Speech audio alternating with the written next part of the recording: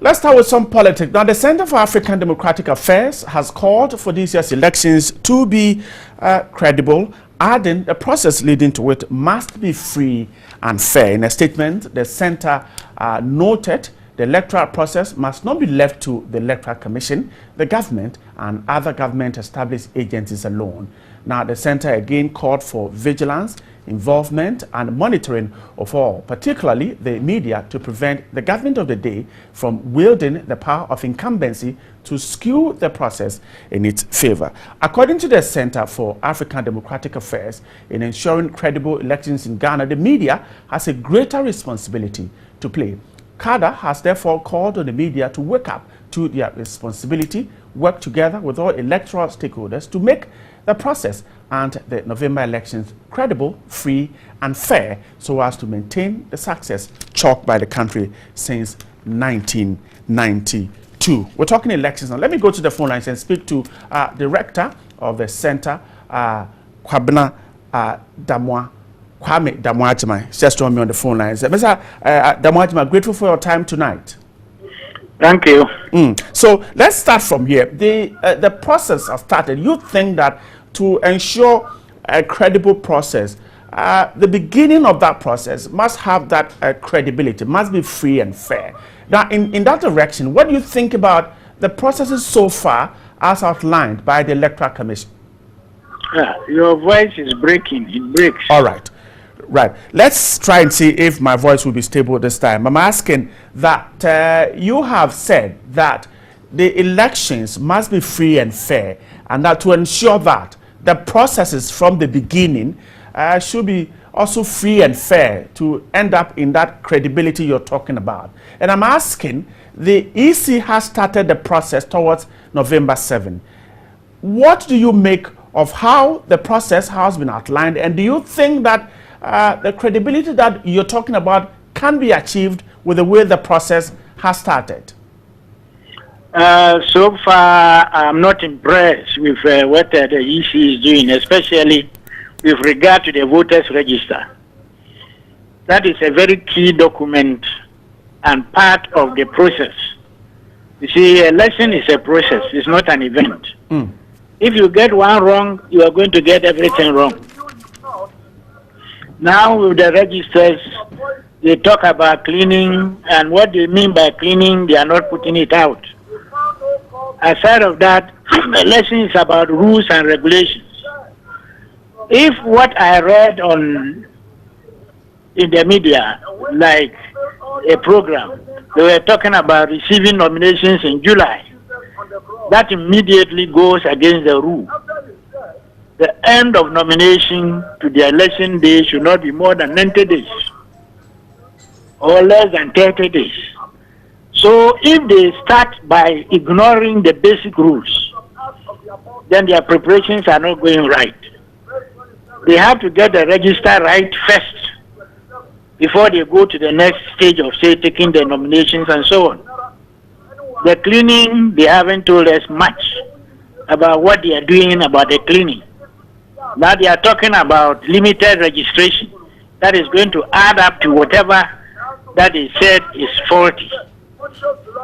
So what they are doing is not really up to the standard that I expect from them. What do you expect the EC to do? It talks about cleaning, and you say you're not impressed. Yeah, they talk about cleaning. And what do they mean by cleaning? You see, the register preparation has a rule, laws backing it. For instance, the existing registers, you cannot, no matter your authority, you cannot go to remove a name on the register which has been certified without going through due process. It's not enough that you have gone to IPAC and you have come in, they were talking about deduplication and all those things. They are all illegalities.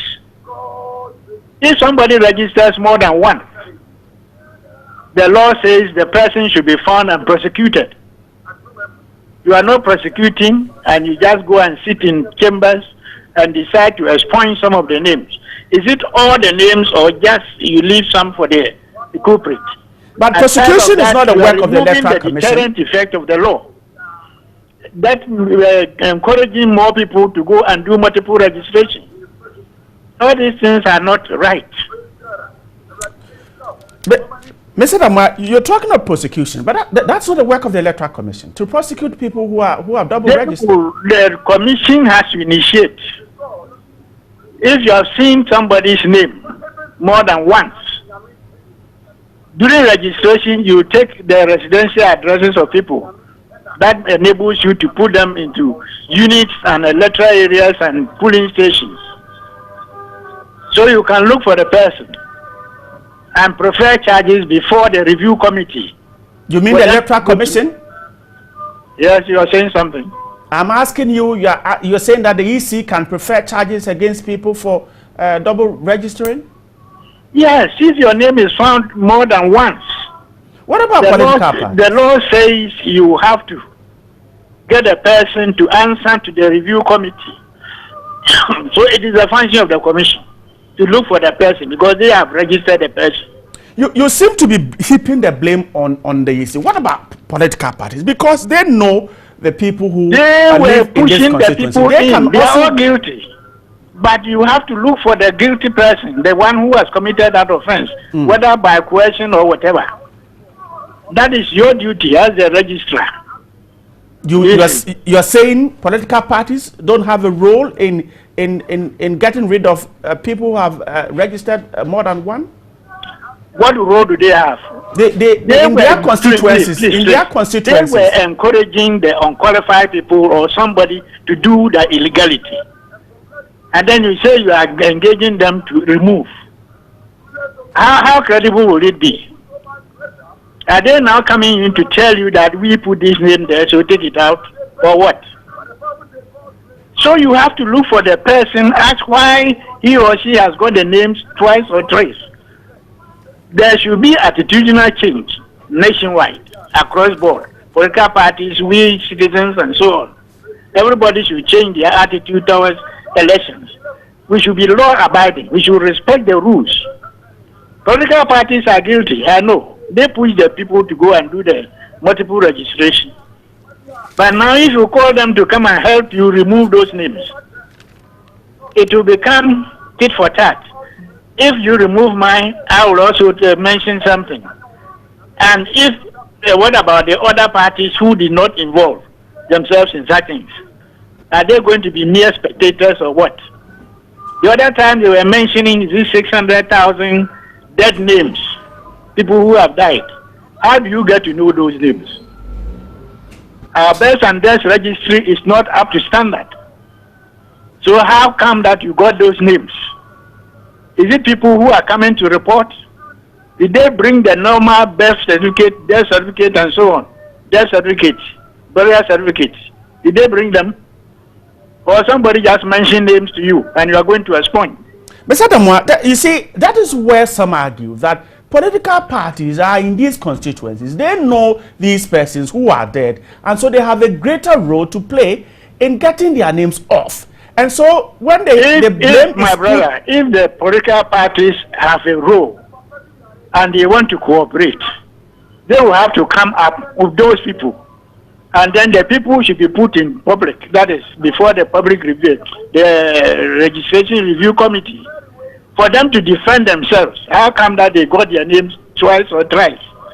And the law stipulates a punishment for such an offense. So if you go to the back door and do it, you are removing the deterrent effect from the law. And therefore encouraging more people to do this multiple registration. I see. That's why we are saying the law. If the law is bad, the election will end being bad. Now, an election is as good. That is as good as the laws that back it.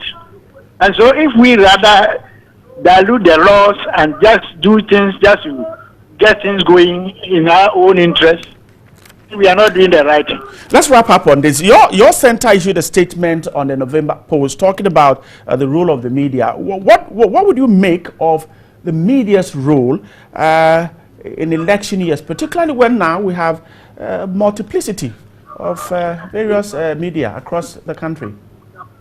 You see, with the media, they have a dual role. They are gatekeepers and at the same time educators. They inform the public. That's why we want them to take up their role, the dual role, properly. They should not behave as if they are the spokespersons for either political party A or B. But they should take up their guide role, whereby they will make sure that they observe every process and ensure that they are doing it according to the rules and regulations.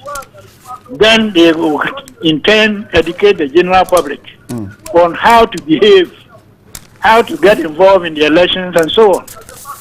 And to do this, they need to know the rules and regulations that guide every process. I'm grateful, Mr. Damwajiman, for speaking to me. His center has put out a statement on the 2016 elections there. And of course, we'll tell you more about 2016 ahead.